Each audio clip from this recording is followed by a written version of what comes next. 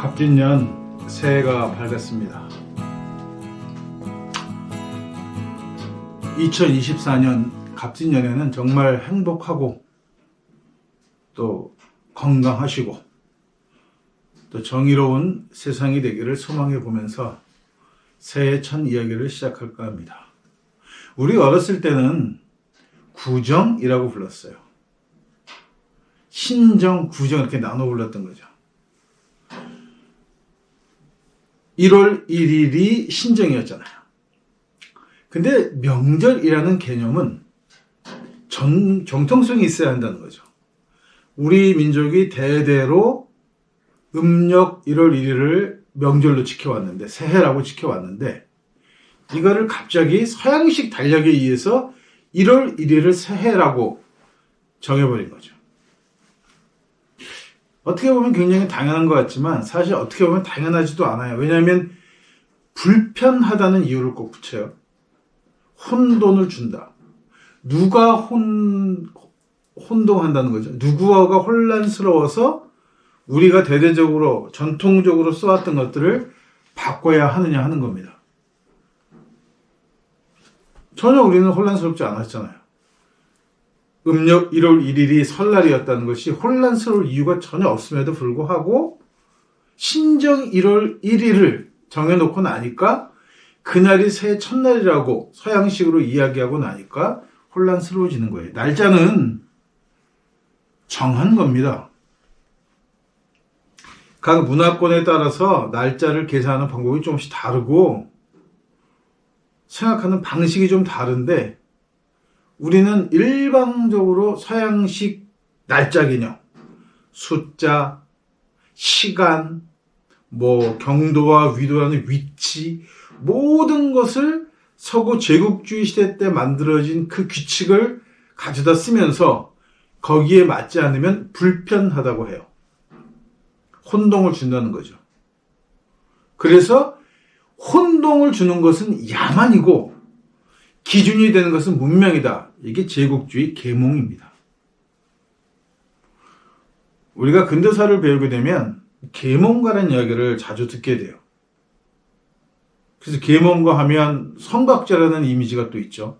먼저 배운 사람이고 깨달은 사람이고 현대인이고, 반면에 계몽되지 못하면 그걸 야만이라고 부르는 거죠. 그러니까 여전히 조선시대 풍습을 갖고 있거나 우리 민족의 문화를 지키거나 혹은 종교를 가지고 있으면 야만이고 미신이 된단 말이에요. 그 기준이 뭐냐 하면 누구를 계몽시켜야 하느냐 하면 식민지는 다 야만이고 미신이라는 거예요. 기독교가 한국에 들어온 지는 얼마 되지 않습니다. 이 땅에 들어온 지는. 조선 말에 천주실이라는 책을 들여와서 실학자들이 그 서양 사상이 궁금해서, 서양 종교가 궁금해서 공부를 시작했고, 뒤따라서 선교사들이 들어오거나 프랑스 신보가 들어오거나 하면서 본격적으로 한반도에 기독교가 들어오기 시작해요. 기독교가 들어온 여러 가지 이유가 있죠. 대부분 한국 교회는 이때 선교사들이 한반도를 복음화시켜야 되겠다는 열정을 가지고 종교적인 열망과 신념을 가지고 들어온 것처럼 설명하지만 그 종교적 열망과 신념 아래는 제국주의 영토 싸움이라는 세력 확장이라는 본질적인 문제가 들어있던 거예요. 거기에 편승해서 들어오면서 마치 자기네들이 엄청난 사명이 있는 것처럼 얘기했지만 한국에 들어왔던 선교사들의 삶 혹은 그들의 행태들을 지켜보면 그들은 종교에는 별 관심이 없었어요. 이권에 관심이 있던 자들입니다. 식민지였기 때문에. 여기는 야만의 땅이에요. 기독교를 모르는 지역에는 문명이라는 게 존재하지 않고 여기는 모든 것은 다 야만이란 말이에요. 그러니까 계몽시켜야 하고 가르쳐야 하고 깨우쳐야 된다고 생각하는 거죠.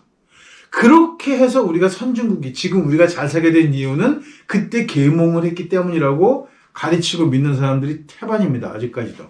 과연 그럴까? 내용을 들여다보면 사실 그렇지 않다는 겁니다.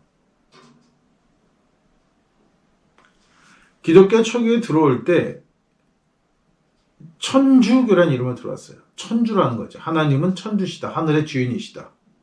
그리고 우리말로 번역할 때 하느님이라고 번역했습니다. 이 문제가 한국 기독교에 결정적으로 문제를 일으키게 됩니다. 왜냐하면 한국 사람들은 전통적으로 하느님을 믿어왔어요. 아침에 정한수 한 그릇을 떠놓고 기도하든 칠성님이라고 부르던 그런 민간 신앙들의 기초에는 하느님이라고 하는, 구체적으로 어떤 신이라고 정의하지 않지만 세상의 모든 것을 내려다보고 지켜보고 함께 해온 하늘이라는 그런 개념으로 우리는 신을 이해하고 있었단 말이에요. 그런데 성서가 번역되면서 야훼를 하느님, 천주 이렇게 번역을 해버렸어요. 그러니까 조선 사람들 머릿속에는 그 하느님이든가 보다 라고 착각을 하게 된 거죠. 전혀 다른 신입니다. 야훼는. 다른 민족들이 야훼, 기독교와 유대교를 제외한 타 민족이 믿던 신과는 전혀 다른 신이에요. 그러니까 얘를 유일신이라고 한단 말이에요. 야훼를. 그래야만 모든 신들이 다 야훼가 되는 거예요. 이런 얘기를 아직도 많이 합니다. 기독교 신자들이. 신은 하나다. 이름이 다를 뿐이다. 아니에요. 신도 다르고 이름도 다릅니다. 그러면 어느 신이 진짜냐? 어느 신이 진짜냐 하고 묻는 것 자체가 교만한 생각이고 이게 오류의 시작이에요. 어느 신이 진짜라뇨? 모든 신이 진짜거나 아니면 모든 신이 다 가짜거나죠.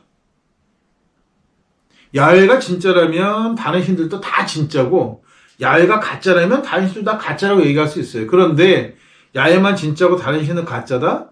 야훼 신은 큰 신이고 나머지 신들은 작은 신이다? 이렇게 설명하는 것은 명백한 오류입니다.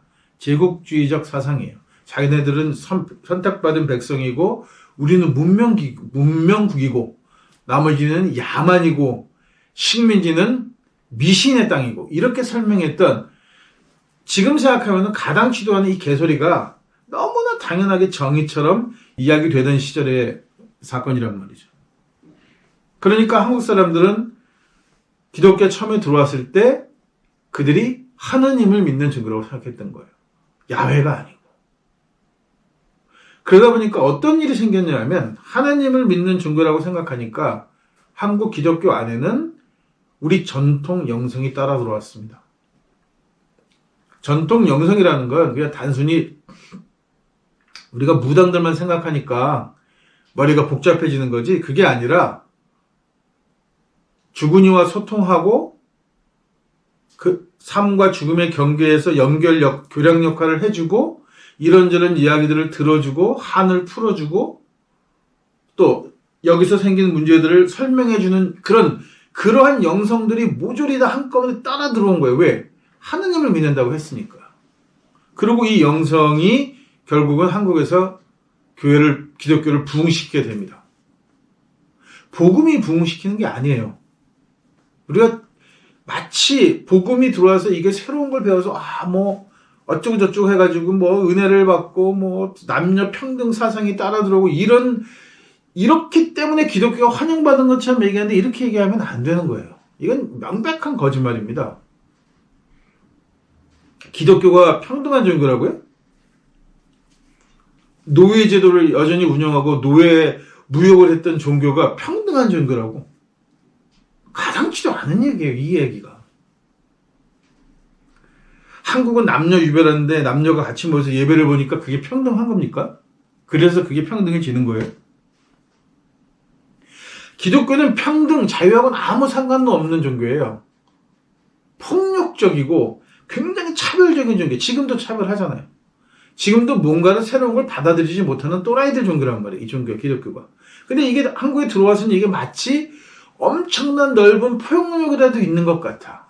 이게 뭐랑 똑같은 거냐면 일주일 내내 백인 농장주가 흑인들을 채찍으로 때리면서 도망가면 발가락을 자르고 혹은 죽이기도 하면서 일을 시킵니다.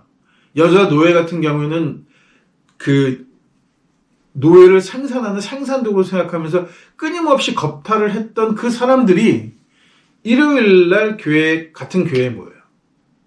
백인하고 흑인하고 따로 앉죠. 백인들은 앞쪽에 앉고 흑인들은 뒤에 앉습니다. 앞에 못 앉죠. 이렇게 해서 그렇지만 같은 교회라는 공간 안에 들어있어. 그리고 이 시간만큼은 우리는 형제 자매라고 이야기하는 거예요. 그게 평등입니까? 요거 벗어나는 순간 평등은 존재하지 않는 거잖아요. 주인과 노예 관계인 거지. 이 안에서도 사실 주인과 노예 관계인 거죠. 평등하지 않습니다. 그런데 이 기독교가 한국에 들어와서, 조선에 들어와서는 평등한 종교겠어요? 식민지에서는 평등한 종교겠습니까? 말도 안 되는 얘기인 거죠.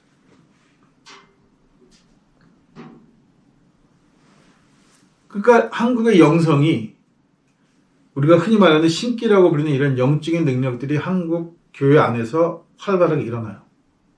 그러니까 막 성령 부흥 운동이 일어나지만 사실 80년대까지 그렇게 볼볼 끓었던 성령 운동도 사실 기독교는 무관한 한국 영성이란 말이죠.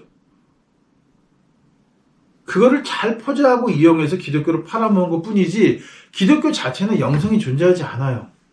글자를 만든 종교에서 무슨 영성이 나옵니까? 진짜 예수를 팔아먹고 바울이 만든, 종교적으로 만든 교리적인 예수를 가지고 만든 종교에서 무슨 영성이 있냐고요? 없어요. 더군다나 로마의 국교가 되면서 관료 종교가 됐단 말이에요. 국가 공무원들이잖아요. 근데 이런 종교에 무슨 영성이 존재하겠어요? 영성이란 신이 선택하는 거지 인간이 되겠다고 해서 되는 문제가 아니란 말이에요. 인간이 일정 과정을 거쳐서 신 앞에 와서 자, 내가 이제 이만큼 공부했으니까 이제부터 나 영성 주세요 해서 영성을 주는 게 아니고, 영성이란 신이 누구든 관계없이 원하면 선택해서 자기 사람으로 만드는 것, 종교를 하게 만드는 것, 그게 영성이잖아요. 그래서 구약은 그런 얘기들을 한단 말이죠. 뭐 예를 들어서 별볼일 없는 다윗 같은 그 시골 동네 애를 왕으로 뭐 뽑았다느니, 뭐 사무엘이 자는데 불러서 깨웠다느니, 뭐 이런 얘기들을 만들어서 마치 야훼가 자기 사람을 부르는 것처럼 이야기하지만, 기독교에 들어와서 로마 종교 이후에